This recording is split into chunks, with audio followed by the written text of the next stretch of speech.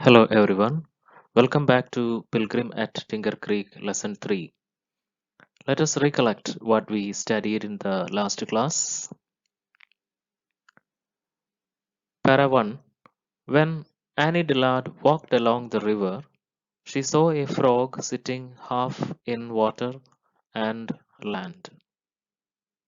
Suddenly, the frog began to shrink just like a balloon drained of air, and its skin remained floating in the water. In para 3, Annie explains that the frog was bitten and sucked by a giant water bug.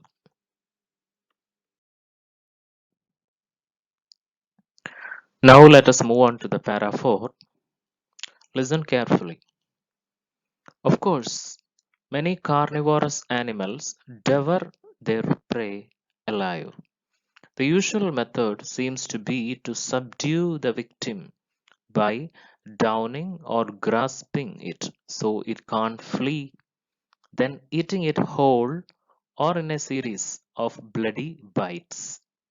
Frogs eat everything whole, stuffing prey into their mouths with their thumbs. People have seen frogs with their wide jaws full of live dragonflies. They couldn't close them. Ants don't even have to catch their prey. In the spring, they swarm over newly hatched featherless birds in the nest and eat them tiny bite by bite. In this paragraph, Annie tells about the preying habit of various carnivorous creatures, that is, animals that feed on other animals. Usually, these animals hold the victim tight and eat them by their deadly bites. Frogs stuff small creatures in their mouth with their thumbs. Ants in large numbers cover the victims and eat them bit by bit.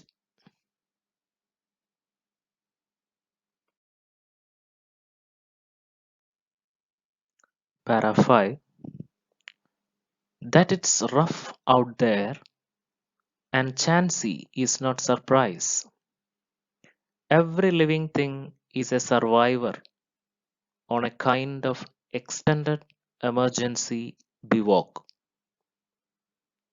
But at the same time, we are also created. In the Quran, Allah asks, the heaven and the earth and all in between, thinkest thou I made them in jest? It's a good question. What do we think of the created universe, spanning an unthinkable void with an unthinkable profusion of forms? Or what do we think of nothingness, those sickening reaches of time in either direction? If the giant water bug was not made in jest, was it then made in earnest? Pascal uses a nice term to describe the notion of the creators once having called forth the universe, turning his back to it, Deus absconditus. Is this what we think happened? Was the sense of it there, and God absconded with it, ate it, like a wolf who disappears round the edge of the house with the Thanksgiving turkey?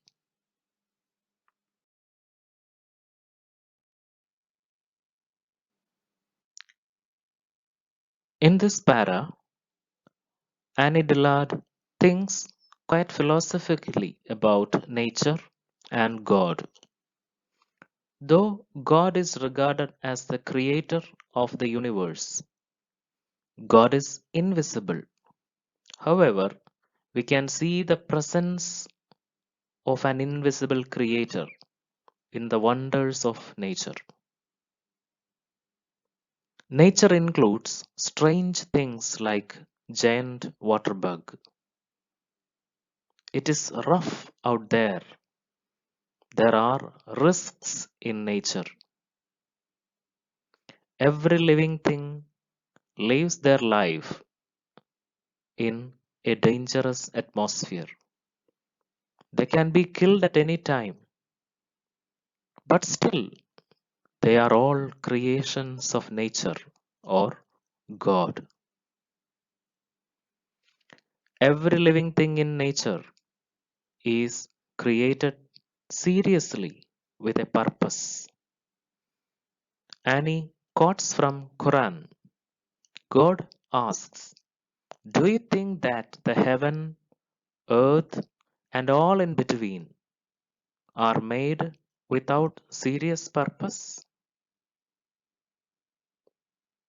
What is your opinion about the vast nothingness of space?" The giant water bug is also a serious creation of God or nature.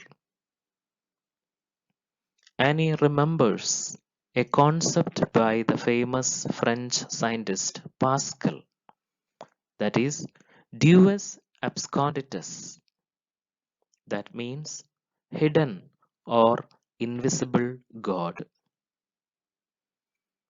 God created the universe and then vanished. Is it true? Should we think that God escaped like a wolf who took the turkey which is kept for the Thanksgiving Day? And he points out that though God is not visible, God's presence can be seen in everything in nature.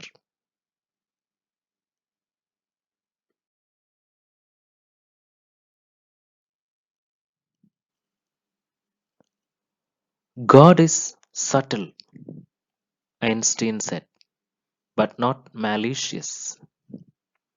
Again, Einstein said that nature conceals her mystery by means of her essential grandeur, not by her cunning. It could be that God has not absconded but spread, as our vision and understanding of the universe have spread to a fabric of spirit and sense so grand and subtle, so powerful in a new way that we can only feel blindly of its hem. In making the thick darkness a swaddling band for the sea, God set bars and doors, and said, "Hitherto shalt thou come, but no further." But have we come even that far? Have we rode out to the thick darkness, or are we all playing pinochle in the bottom of the boat? Einstein said, God is a subtle concept. It is so slight, it cannot be described. It is not a malicious power. The mystery of nature is covered by the grandeur of nature, not by its cunning.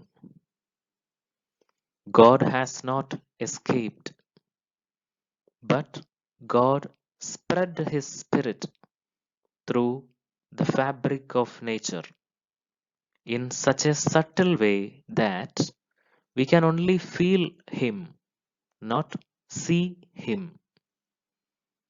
Annie here refers from the book of Job in Bible. God covered the sea with darkness. The real biblical phrase is this: God made darkness a swaddling band for the sea. God set a boundary for man by the sea and said, "You shall come up to here, no further." Man has not traveled far in search of knowledge. We have rowed a bit, not far into the thick darkness. We are only sitting in a boat and playing a card game. And he means that man has not experienced the mystery of the universe completely.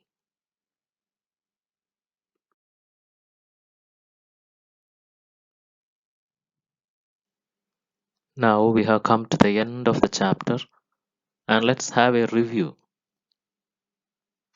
We have tried to understand a portion from Annie Dillard's book, The Pilgrim at Tinker Creek.